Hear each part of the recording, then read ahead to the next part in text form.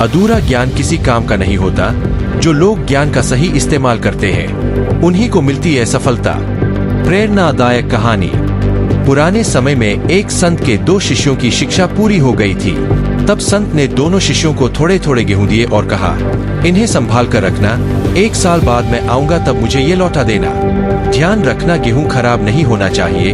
ऐसा कहकर गुरु वहां से चले गए। एक शिष्य में गेहूं को वह डिब्बे भर लिया और अपने मंदिर में रख दिया।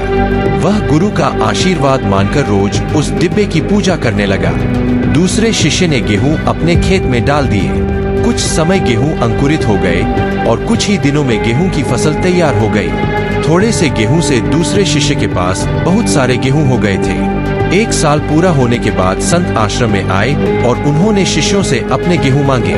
पहला शिष्य वह डिब्बा ले आया जिसमें उसने गेहूं भरकर रखे थे।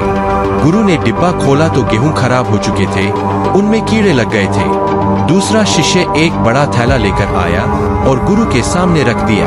थैले में गेहूं भरा था। ये देखकर संत बहुत प्रसन्न हो गए। उन्होंने कहा, तुम मेरी परीक्षा में उत्तीर्ण हो गए हो। मैंने तुम्हें जो भी ज्ञान दिया है तुमने उसे अपने जीवन में उतार लिया है और मेरे दिए ज्ञान का सही उपयोग भी किया है।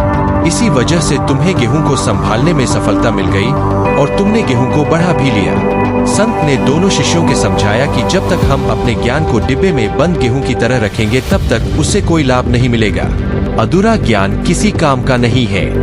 ज्ञान को अपने जीवन में उतारना चाहिए, दूसरों के साथ बांटना चाहिए, तभी ज्ञान लगातार बढ़ता है और उसका लाभ भी मिलता है। अगर वीडियो अच्छी लगी तो सब्सक्राइब जरूर कर दीजिएगा प्लीज।